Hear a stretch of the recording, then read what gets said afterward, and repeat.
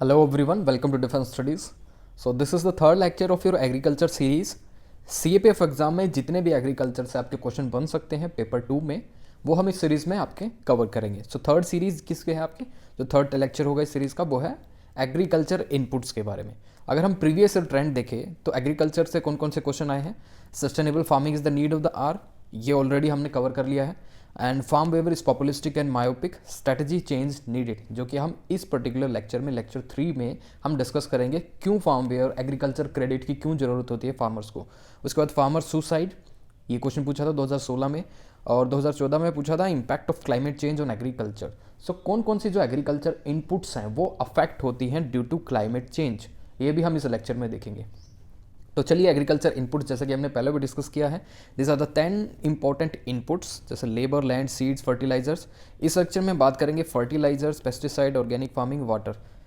तो सबसे पहले फर्टिलाइजर्स. अभी आपने एक रिसेंट न्यूज़ देखी होगी जिसमें 2 महीने पहले जिसमें फार्मिंग क्राइसिस इसमें एक फेस किया था, shortage of fertilisers. So fertiliser shortages हमने फेस की थी, जो कि मेनली जो जिसका फर्टिलाइजर था वो डीएपी एंड एमओपी. सो इससे फर्टिलाइजर्स की शॉर्टेज होने के बाद हमें एग्रीकल्चर की प्रोडक्शन में हमने क्यों देखा कि प्रोडक्शन में कमी आ सकती है, इंडिया की फूड सिक्योरिटी को खतरा हो सकता है. ये सब चीज़ें आपको इंटरकनेक्ट करनी पड़ेगी. तो how we dealt with this particular shortage, government ने क्या स्टेप्स लिए, उससे पहले हम देखेंगे कि फर्टिलाइजर्स को किस किस चीज़ों में कैटेगराइज किया जाता है. फर्टिलाइजर्स की अगर आपको डेफिनेशन देखनी है तो ये डेफिनेशन है, it's a material of natural and synthetic origin that is applied to soil और प्लांट टिश्यू. उसके बाद क्लासिफिकेशन देखें तो इसकी क्लासिफिकेशन है जैसे यूरिया बेस्ड. उसके बाद जो डीएपी जिसकी शॉर्टेज अभी हुई थी 2 या 3 महीने पहले इंडिया में, क्योंकि हमने इंपोर्ट नहीं किया था इसका टाइमली. उसके बाद जैसे डाई अमोनियम फॉस्फेट, इसकी फुल फॉर्म है. एमओपी की भी इसमें शॉर्टेज हुई थी, म्यूरिएट ऑफ पोटैश. तो दोनों फर्टिलाइजर्स की इंडिया में शॉर्टेज हुई थी ड्यू टू इम्पोर्ट रेस्ट्रिक्शंस. उसके बाद हम देखें तो फर्टिलाइज़र्स इनपुट क्यों इंपॉर्टेंट है, क्योंकि फर्टिलाइज़र्स की वजह से हमें पता है कि हमारी प्रोडक्शन बहुत ज़्यादा होती है. ऑर्गेनिक फार्मिंग गवर्नमेंट पुश कर रही है कि ऑर्गेनिक फार्मिंग हमें करनी चाहिए, बट वी हैव सीन और एक्सपर्ट्स ने भी बोला है there is a difference of 25% of production. अगर हम ऑर्गेनिक फार्मिंग से प्रोडक्शन करते हैं तो 25% तक गिरावट हो सकती है प्रोडक्शन में आपकी. तो bio fertilisers is a substance, एक फर्टिलाइजर्स में बायो फर्टिलाइजर्स होता है, एक सिंथेटिक फर्टिलाइजर्स होता है. तो बायो फर्टिलाइजर्स में जैसे ये आपके हेल्दी बैक्टीरिया, राइजोबियम, एक्टोबैक्टीरिया, ऑलरेडी इससे क्वेश्चन पूछा जा चुका है यूपीएससी में प्रीलिम्स में कि राइजोबियम किस तरह का फर्टिलाइजर्स है या फिर आपका बैक्टीरिया है, ये आपको पता होना चाहिए. उसके बाद मैं आपसे कनेक्ट करूँ तो जैसे CAPF AC एग्जाम 2019 में एक टॉपिक पूछा था, sustainable farming is the need of the hour than rhetorical promises. तो किस तरह की सस्टेनेबल फार्मिंग, अगर टाइमली उनको फर्टिलाइजर्स अवेलेबल नहीं है फार्मर्स को तो वो कैसे सस्टेनेबल फार्मिंग करेंगे. अगर फर्टिलाइजर्स जो हम सिंथेटिक फर्टिलाइजर्स यूज़ कर रहे हैं it has an impact on health of the people, तो वो सस्टेनेबल फार्मिंग नहीं है. अगर उसका एनवायरनमेंट पे इफेक्ट है तो सस्टेनेबल फार्मिंग नहीं है. अगर उसका ग्राउंड वाटर कंटेमिनेशन हो रहा है that is not a sustainable farming, आपको पता होना चाहिए. अनदर इस चैलेंज देखें तो फर्टिलाइजर्स को लेके, फर्टिलाइजर्स कंजम्पशन इंडिया में हाईली स्क्वीड है. मतलब जैसे कुछ एरिया में फर्टिलाइजर्स का जो कंजम्पशन है बहुत ज़्यादा है, कुछ एरिया में कम है, और उन एरिया में जहाँ फर्टिलाइजर्स का जो कंजम्पशन कम है वहाँ पे प्रोडक्शन भी कम है. और ये एक विशियस साइकिल है, जहाँ पे प्रोडक्शन कम होती है वहाँ पे इनकम भी कम होती है और वहाँ पे डेवलपमेंट भी नहीं होती और रीजनल इनइक्वालिटी होती है.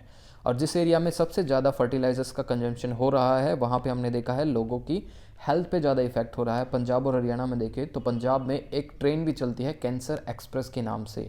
तो पंजाब में मोस्टली जो राइस और वीट, ये दो प्राइम जो क्रॉप्स है वहाँ पे उगाई जाती है और सबसे ज़्यादा इसमें फर्टिलाइजर्स का यूज़ होता है. तो इससे क्या होता है, जो हमारी ग्राउंड वाटर जो है टेबल वो कंटेमिनेटेड हो गई है विद द हैवी मेटल्स और पॉइजनस सब्सटेंसेस जो फर्टिलाइजर्स में हमें मिलते हैं, क्योंकि ड्यू टू इरीगेशन जब हम इरीगेशन करते हैं तो वो फर्टिलाइजर्स पानी के साथ परकोलेट होकर वाटर टेबल में मिल जाता है. तो यह भी पता होना चाहिए कि ओवर यूज़ ऑफ फर्टिलाइजर्स कैसे अफेक्ट करता है. एसिडिटी सोइल की बढ़ा देता है, leaching of nitrate into the ground water can also take place. तो आप इसको कनेक्ट कर सकते हैं सस्टेनेबल फार्मिंग से. उसके बाद यूरिया इम्पोर्ट इज कैनलाइज्ड. कैनलाइज का मतलब है कि this cause inefficiency like delay. ये एक ओपन मार्केट में ना होके गवर्नमेंट इसको ज़्यादा रेस्ट्रिक्ट करती है, ठीक है. उसके बाद unavailability of fertilisers around planting season when the need is most crucial. जब प्लांटिंग सीजन में, जब भी मैंने आपको बताया था 2 महीने पहले, जब प्लांटिंग सीजन था, जब हमें बहुत सारा फर्टिलाइज़र चाहिए था, जब India faced a shortage in fertilisers, तो डीएपी और एमओपी का शॉर्टेज हमें देखने को मिला था। और इससे मैं एक टॉपिक कनेक्ट कर दूं आपको एक रिपोर्ट राइटिंग, अगर रिपोर्ट राइटिंग टॉपिक आपको चाहिए तो यहाँ से आप गैस कर सकते हैं क्या पूछा जा चुका है। जैसे कोल क्राइसिस इंडिया, प्रोबेबल है क्वेश्चन आ सकता है। और एक और जो क्वेश्चन मैं आपके लिए गैस करूँ वो है फर्टिलाइजर शॉर्टेजेस इन इंडिया। ये क्वेश्चन आपका पूछा जा सकता है as a report writing upcoming CAPF 2022 में। तो आप बेसिकली इस पर्टिकुलर टॉपिक को तैयार कर लीजिए। तो चलिए हम वापस चलते हैं उस पर। अब सॉल्यूशन क्या हो सकते हैं इसके। सॉल्यूशन से पहले एक बार अच्छे से इसको देख लें कि डिले इन सब्सिडीज़, ये भी अनसस्टेनेबल है, दैट मेक्स अनसस्टेनेबल। अगर हम सब्सिडीज़ टाइमली नहीं देते फार्मर्स को तो उनकी जो बाइंग कैपेसिटी है वो इतनी नहीं होती कि विदाउट सब्सिडी वो डायरेक्ट शॉप पे जाके वो फर्टिलाइजर्स खरीद सके। And this has created a inefficiency in the production system. Thereafter, the solution, if you look at the solution of the fertilizers, the government is also pushing on the nutrients based subsidy. एक ये scheme है, central sector scheme, ministry of chemical and fertilisers 2010 में इन्होंने start किया था। इसके under क्या करते हैं, यूरिया पे हम हैवी सब्सिडी देते हैं, बहुत ज़्यादा सब्सिडीज़, क्योंकि urea is the only controlled fertilisers. Controlled fertiliser का मतलब है एक फार्मर के पास जितनी ज़मीन है और उसी हिसाब से उसको फर्टिलाइज़र मिलेगा। ऐसा नहीं है कि उस ज़मीन में वो ज़्यादा यूरिया का यूज़ करके अपनी प्रोडक्शन बढ़ा सकेगा, क्योंकि it has some health concern, environmental concern. So government उनसे ज़मीन का जो रिकॉर्ड मांगती है और कौन सी वो फसल उसमें उगाना चाहते हैं वो सभी रिकॉर्ड मांगती है। जब भी उसको उतना ही जितना रिक्वायर्ड है उतना यूरिया डिस्पैच करती है government. That is why is called as the controlled fertilisers. And the controlled fertilisers are potassium and this PNK। Other is, ये आपको जानने की ज़रूरत नहीं है। Indicative prices, new prices scheme, आप इसका ऐसे में कहीं पे भी यूज़ नहीं कर सकते। बस आपको फर्टिलाइजर्स पता होने चाहिए क्या शॉर्टेज हुई थी और किस लिए इंपॉर्टेंट है हमारे सस्टेनेबल फार्मिंग के लिए।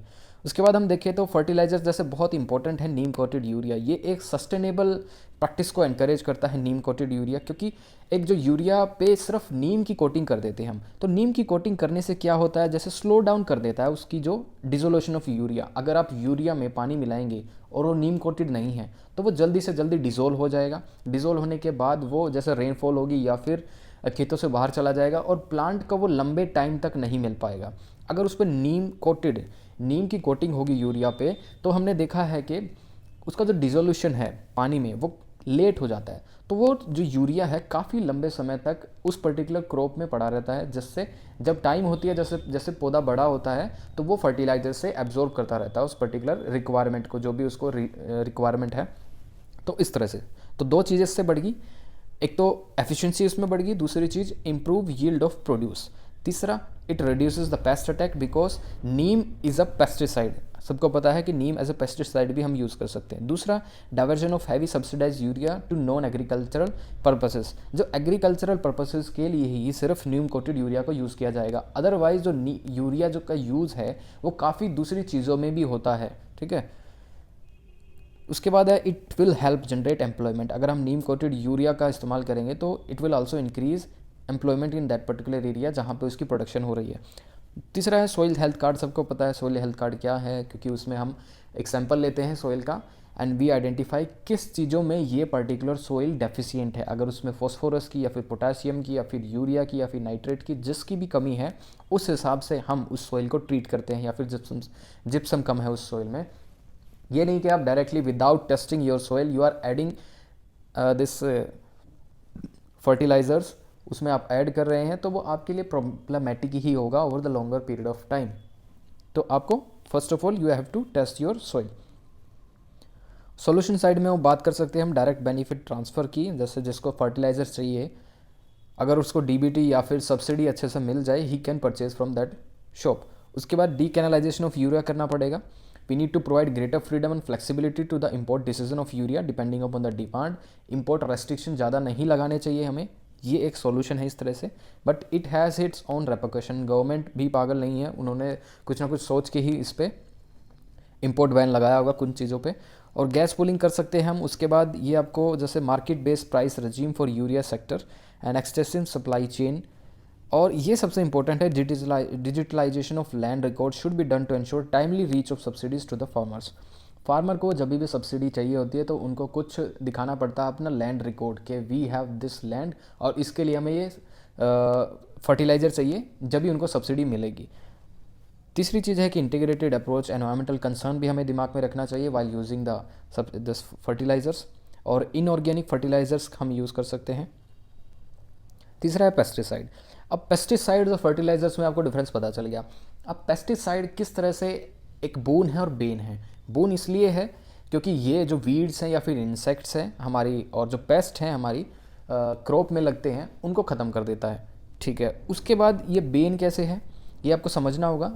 एक रिसेंट इंसिडेंट हुआ था, रिसेंट अराउंड 1 और 2 ईयर बैक 2018 और 19 में in Maharashtra, while spraying on BT cotton. BT cotton पे वो स्प्रे कर रहे थे पेस्टिसाइड। और बीटी कॉटन एक ये हमारी जेनेटिकली मॉडिफाइड क्रॉप है।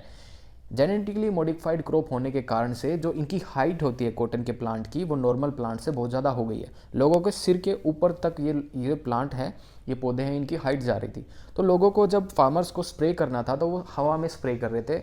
इससे क्या हुआ, कुछ स्प्रे जो एरोसोल में कनेक्ट होके या फिर मिल के डायरेक्टली वो उन्होंने इनहेल कर दिया।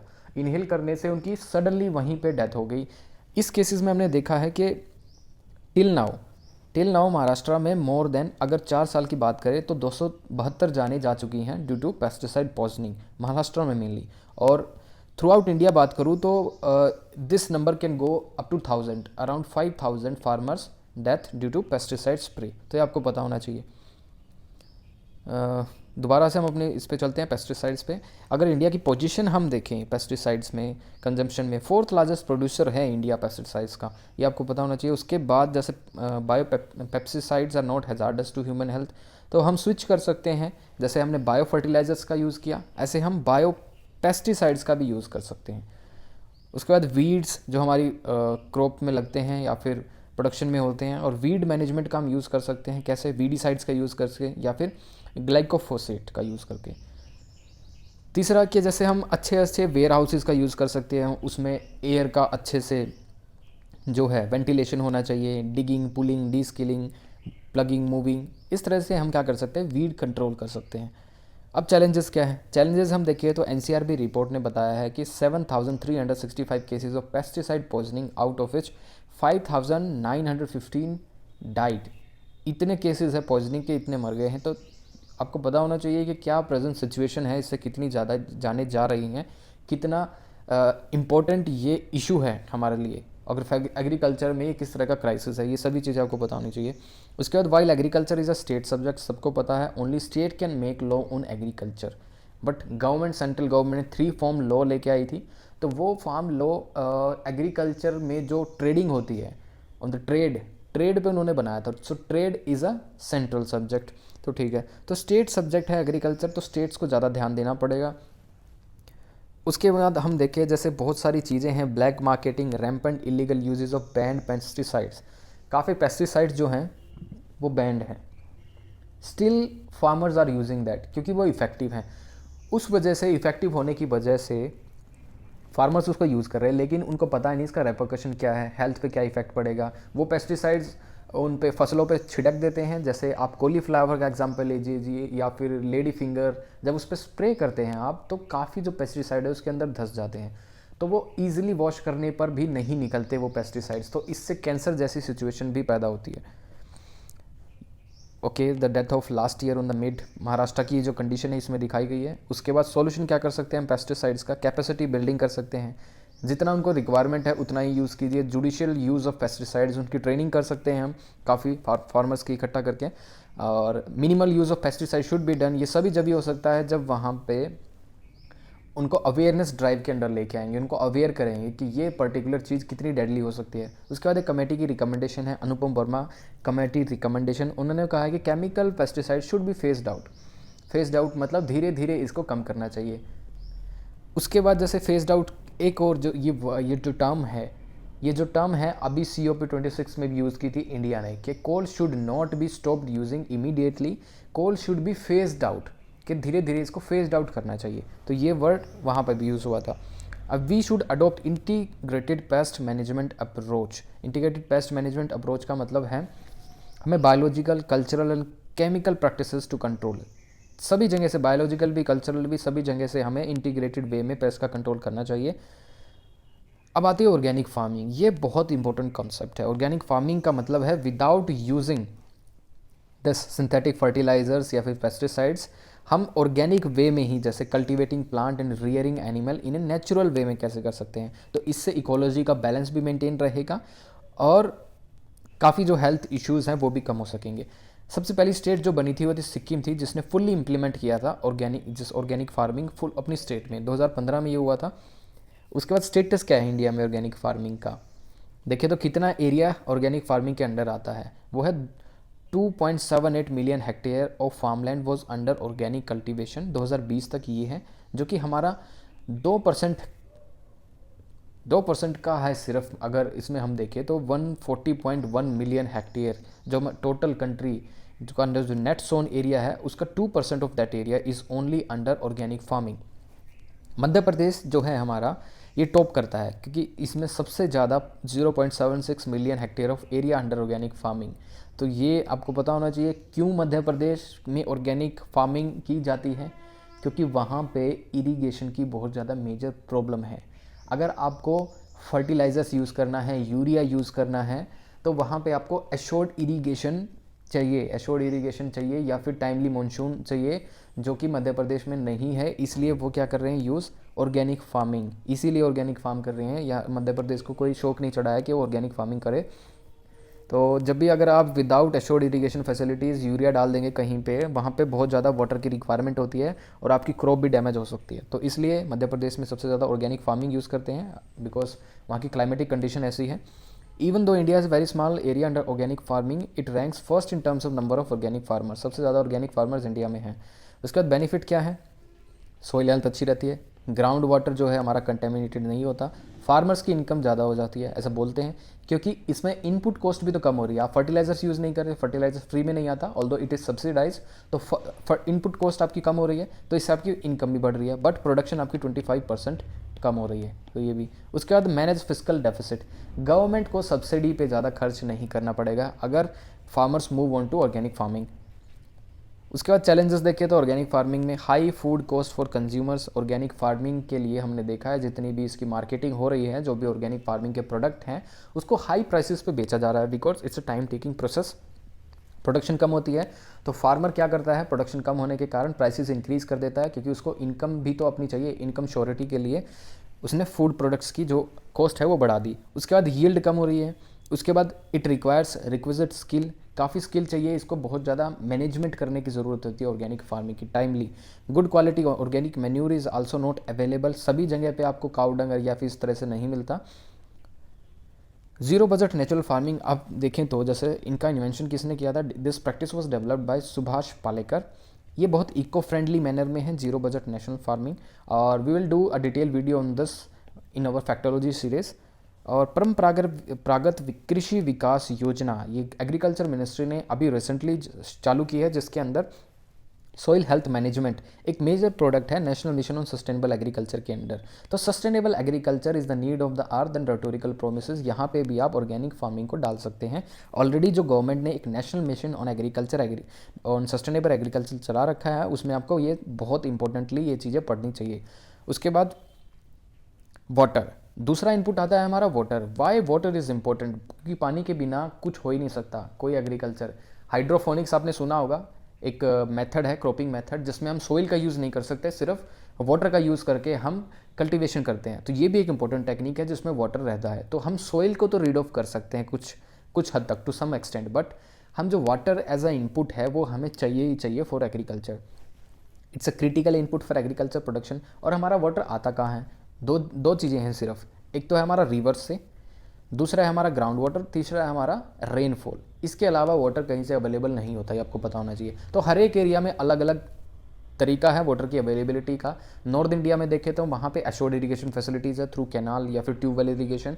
सदर्न एरिया में जो काफ़ी जो स्टेट्स है, महाराष्ट्र हो गया, सेंट्रल इंडिया में, they are mainly depending upon rain fed agriculture, monsoon पे वो डिपेंड रहते हैं। तो हर एक जो एरिया है इंडिया का वो अलग अलग डिपेंडेंसी है उसकी वाटर पे। चलो अभी देखते हैं कि हम जो it contributes for 40% of total food products worldwide. अगर हम देखें तो इंडिया में the water plays an important role in food security से कनेक्ट कर सकते हैं आप। And irrigated agriculture represent 20%। तो जितना भी हमारा नेट सोन एरिया है उसमें एश्योर्ड इरीगेशन मतलब जिसमें हमारा 24 घंटे पानी रहता है वो 20% एरिया है, बाकी का 40% of the total food produce worldwide. Irrigated agriculture is on the average at least twice as productive per unit of land as rainfed agriculture. तो मैं आपको वैसे ही बता देता हूँ, जो इंडिया में प्रेजेंट सिचुएशन है 60% of the area net sown area is under rainfed irrigation. अगर किसी बार भी कोई फेल्ड मानसून आपको देखने को मिलेगा, जैसे there is a delay in monsoon या फिर एरेटिक रेनफॉल पैटर्न है, तो हमारा एग्रीकल्चर डिस्ट्रेस हो जाता है। और एग्रीकल्चर पे काफ़ी लोग डिपेंड है, more than 55% of the labour force या फिर people is depend on agriculture. अगर वो डिस्ट्रेस में आ गए तो हमारी पूरी इकोनॉमी डिस्ट्रेस में आती है। तो every sector of the economy is interconnected. तो कंजम्पशन कम हो जाएगी, कंजम्पशन कम होने के कारण हमारा जीडीपी गिर जाएगी। तो सभी चीज़ें इंटरकनेक्टेड हैं। अब इरिगेशन के तरीके क्या हैं? हम डैम से इरिगेशन करते हैं, कैनाल, स्प्रिंकलर सिस्टम जो अभी बहुत सारा डेवलप हो रहे हैं, ड्रिप इरिगेशन फॉर किसके अंडर आते हैं? माइक्रो इरिगेशन टेक्निक के। और well is a dug this whole dug. उसके बाद इनपुट वाटर, कैनाल इरिगेशन हो गया, irrigation tank, artificial reservoir, micro irrigation में आपको पता है, स्प्रिंकलर इरिगेशन, ड्रिप इरिगेशन। ये जो इंपॉर्टेंट टेक्नोलॉजी है ये कहाँ से हम इसराइल से ले रहे हैं। तो इसराइल को बहुत ज़्यादा एक्सपर्टीज़ है माइक्रो इरिगेशन में। दोबारा हम check basin and border strip irrigation का भी कर सकते हैं। चेक बेसिन क्या है? बेसिकली द ईजीएस्ट और लीस्ट कॉस्टली मेथड है, हाईली एफिशिएंट है। इसमें हम ग्रेविटी का यूज़ करते हैं, मतलब एक स्लोप पे हायर लेवल पे हम वाटर का रिलीज़ करते हैं, ऑटोमेटिकली वो पूरे एरिया में फैल जाता है। उसके बाद हम और देखें तो सब सरफेस ड्रिप इरिगेशन। सब सरफेस ड्रिप इरिगेशन का मतलब है आप ज़मीन के अंदर से एक पाइप बिछाते हैं, उस पाइप में आप स्मॉल पोर्स करके छोड़ देते हैं और जब भी प्लांट उसके ऊपर उगा देते हैं, ठीक है, इस पोर के ऊपर एक प्लांट लगाया, इसके ऊपर एक लगाया, इसके ऊपर एक लगाया, ऐसे लगा दिया आपने। इससे क्या है, कितनी सारी एफिशिएंसी आती है सिस्टम में, आपको पता है। डायरेक्टली प्लांट को जहाँ से चाहिए वो एब्जॉर्ब कर लेगा पाइप से। और इससे आपका जो इवेपोरेशन होता है, जैसे आप पूरी ज़मीन में जब पानी डालते हैं तो इवेपोरेशन होता है, वाटर लॉस होता है, तो इससे वाटर लॉस नहीं होता, आपके सिस्टम में बहुत ज़्यादा एफिशिएंसी आती है। तो ये आपको पता होना चाहिए। जैसे इससे क्या एडवांटेजेस है? Uniform and highly efficient water application. दूसरा, फर्टिलाइजर्स की इससे एफिशिएंसी बढ़ जाएगी एंड इवेपोरेशन को कम कर सकते हैं, इवेपोरेशन लॉसेस को कम हो जाएगा। And frequent and light irrigation method, जहाँ पे जैसे हम जो एरिया है बहुत सालों से एग्रीकल्चर नहीं किया या फिर क्रॉप नहीं उगाई, फार्मिंग नहीं हुई ड्यू टू लेस वाटर, तो ये एरिया वहाँ पे ये पर्टिकुलर टेक्निक वहाँ पे कामयाब है, क्योंकि कम पानी से भी हम वहाँ पे फार्मिंग कर सकते हैं। अब देखिए 2014 में ये क्वेश्चन आया था, impact of climate change on agriculture and cropping pattern in India. क्या इम्पैक्ट है क्लाइमेट चेंज का एग्रीकल्चर पे और क्रॉपिंग पैटर्न ऑफ इंडिया? अभी मैंने बताया मानसून की बात की मैंने, अगर अब्रप्ट हो गया मानसून का जो पैटर्न है ड्यू टू क्लाइमेट चेंज, किस तरह से एग्रीकल्चर पे इफेक्ट डालेगा, और क्रॉपिंग पैटर्न ऑफ इंडिया, समझ रहे हैं। नीड, अब नीड एक और जो इनपुट है हमारा वाटर, ठीक है। वाटर का अगर मैं बात करूँ, वाटर ने कितना ग्रीन रेवोल्यूशन को पुश किया है आपको पता होना चाहिए। ग्रीन रेवोल्यूशन उसी एरिया में हो सकता था जहाँ पे एश्योर्ड इरिगेशन फैसिलिटीज़ है, क्योंकि ग्रीन रेवोल्यूशन में we are using high yield variety seeds, HYV seeds का हम यूज़ कर रहे थे।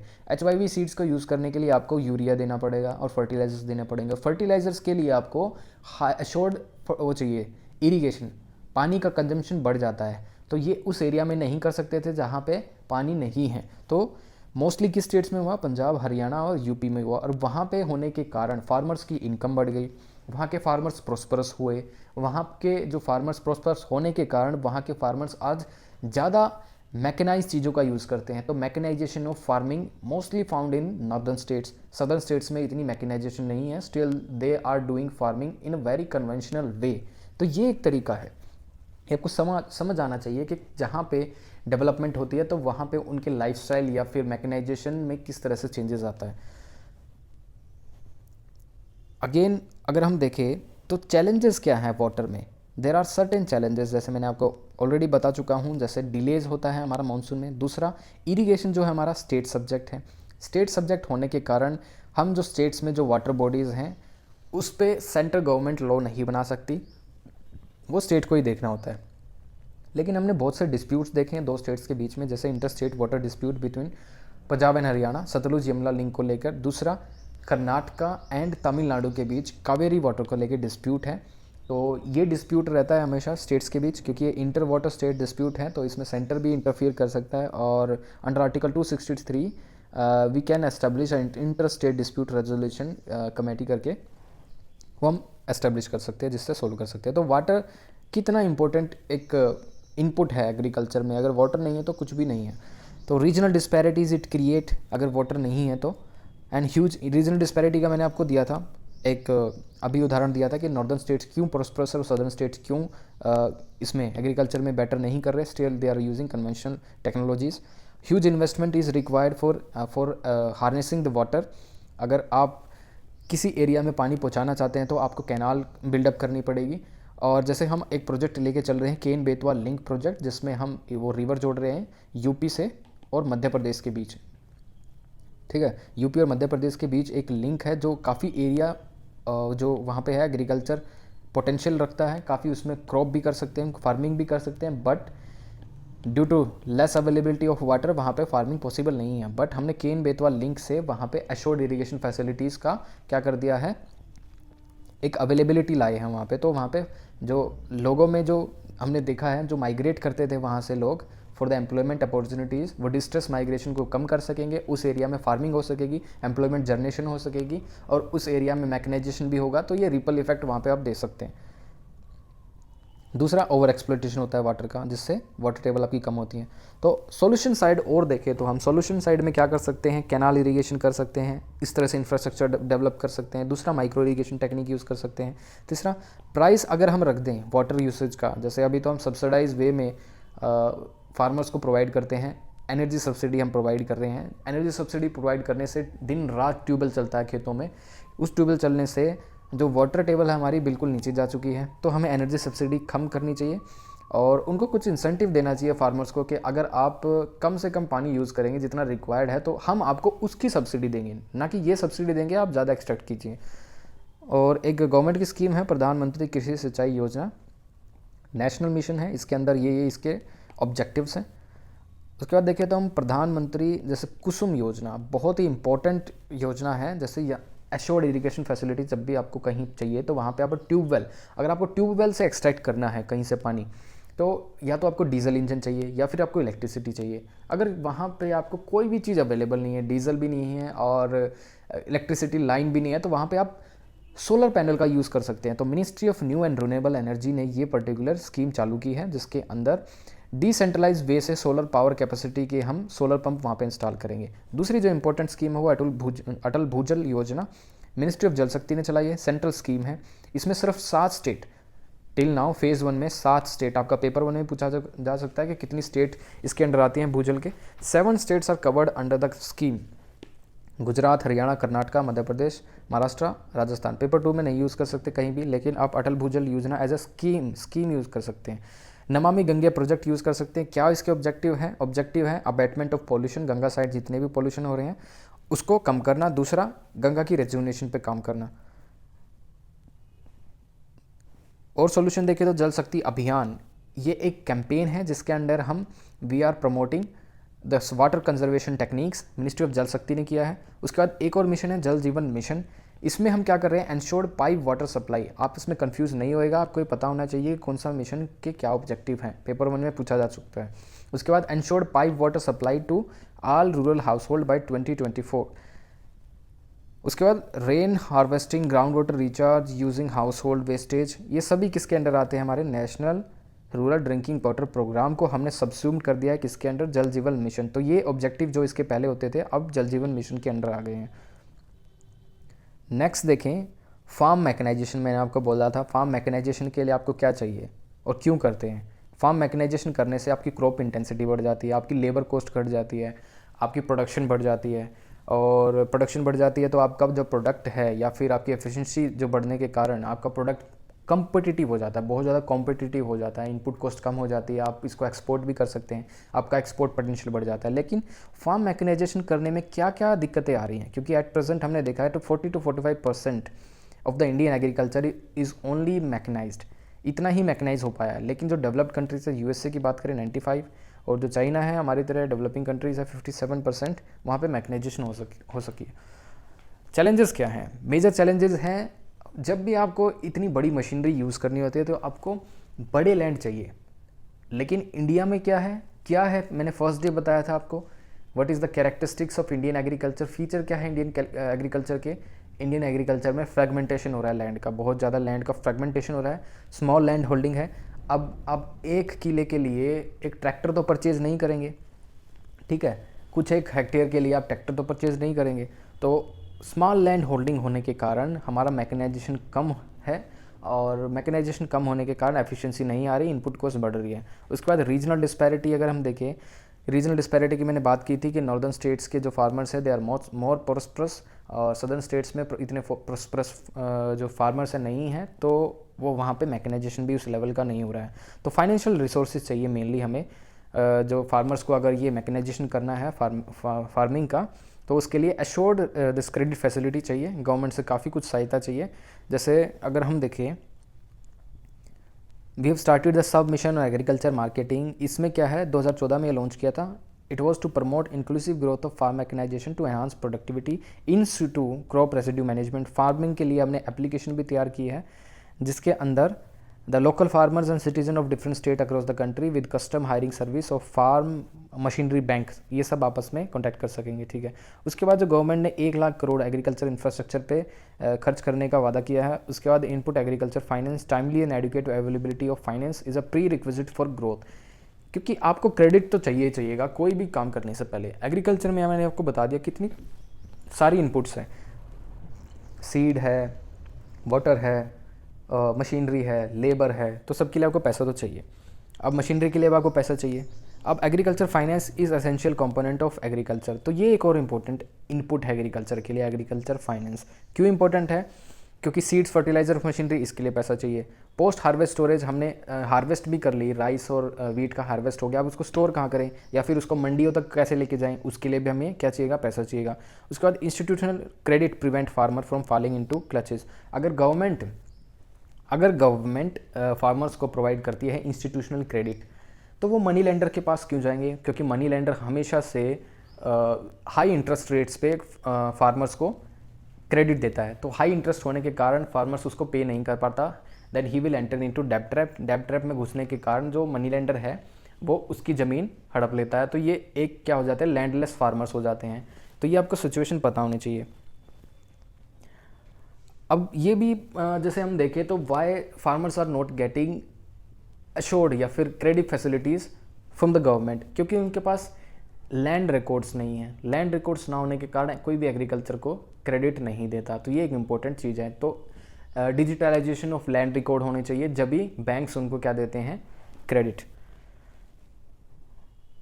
नेक्स्ट है जैसे एग्रीकल्चर फाइनेंस में क्या सॉल्यूशन कर सकते हैं हम। आरबीआई में कितना इंपॉर्टेंट एक सॉल्यूशन है, जैसे 18% ऑफ द लैंडिंग टारगेट। अगर किसी भी बैंक के पास, मेजरली पब्लिक और प्राइवेट सेक्टर बैंक्स के पास अगर 100 रुपये आते हैं डिपॉजिट, तो उसमें से 18 रुपये अगर वो किसी को लैंड, मतलब 100 रुपये अगर किसी को लैंड करेंगे तो 18 रुपये सिर्फ उनको लैंड कर सकेंगे जो एग्रीकल्चर में हैं। तो एग्रीकल्चर सेक्टर को 18% of that money has to be land.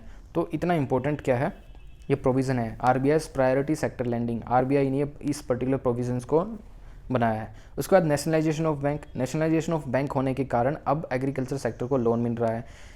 और आरआरबी रीजनल रूरल बैंक, जो कि एग्रीकल्चर सेक्टर के लिए कंसेशनल रेट्स पे क्या देता है, क्रेडिट प्रोवाइड करता है। किसान क्रेडिट कार्ड स्कीम के अंडर चीपेस्ट क्रेडिट मिलता है फार्मर्स को।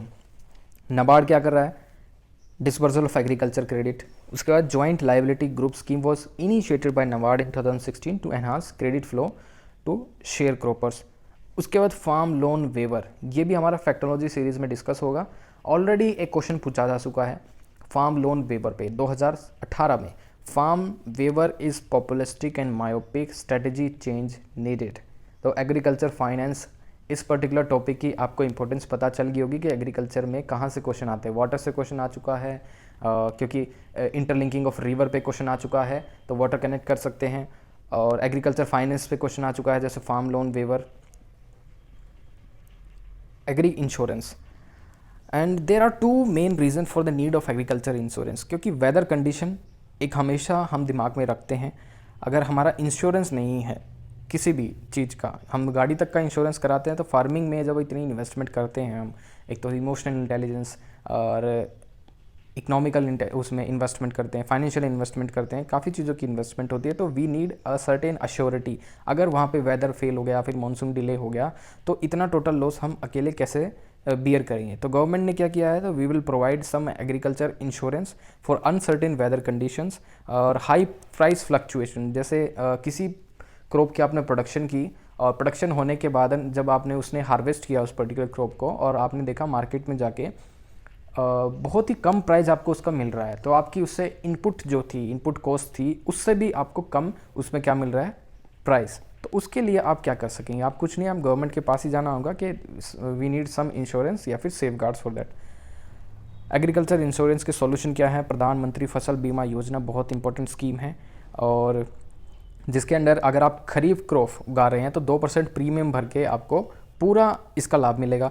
अगर आप कोई रबी क्रॉप उगा रहे हैं तो 1.5% प्रीमियम सिर्फ आपको भरना है।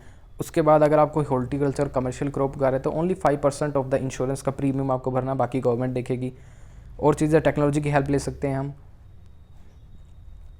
सॉल्यूशन एग्रीकल्चर इंश्योरेंस ये ऊपर वाला ही है। उसके बाद चैलेंजेस क्या हैं, penetration of agriculture insurance is still low. Agriculture insurance तो छोड़ो, लोग अपनी हेल्थ इंश्योरेंस भी नहीं करा रहे हैं। आफ्टर पेंडेमिक लोगों में एक क्या अवेयरनेस आई है कि कितना इंपॉर्टेंट है ये हेल्थ इंश्योरेंस, क्योंकि पेंडेमिक में हमने देखा कि लाखों रुपए लोगों के खर्च हो गए, out of the pocket expenditure हुआ। उसके बाद इंश्योरेंस सेक्टर में कितना बूम आया, बहुत ज़्यादा बूम आया। सभी अब कोई भी जो नॉर्मल सिटीज़न है वो सब हेल्थ इंश्योरेंस करा रहे हैं, तो एग्रीकल्चर इंश्योरेंस भी इतना ही इंपॉर्टेंट है। 6.7% of farmers are covered under crop insurance, इतना कम नंबर है। उसके बाद लेवल ऑफ अवेयरनेस कम है। इंश्योरेंस स्कीम लाइफ प्रधानमंत्री फसल बीमा योजना नॉर्थ ईस्टर्न स्टेट में तो फेल हो चुकी है। Other issue delayed in distribution of compensation नहीं मिल रहा, लोग किसानों के साथ मजाक हो रहा है। कंपनसेशन के नाम पर 1 रुपया मिल रहा है, कहीं पे 2 रुपये मिल रहे हैं। और क्या कर सकते हैं हम एक्सपेंडिंग एग्रीकल्चर इंश्योरेंस में, जैसे FDI लिमिट को हम बढ़ा सकते हैं। प्रेजेंटली जैसे 49% है तो उसको हम बढ़ा सकते हैं एग्रीकल्चर इंश्योरेंस में, जैसे 100% तक कर सकते हैं। बाहर की कंपनी यहाँ की इन्वेस्ट कर सकती है। उसके बाद इस लेक्चर में इतना ही। लेक्चर 3 में जो इतना ही था एग्रीकल्चर में, और 4th लेक्चर में काफ़ी कुछ चीज़ें और इम्पोर्टेंट आपके साथ डिस्कस करेंगे। So thank you.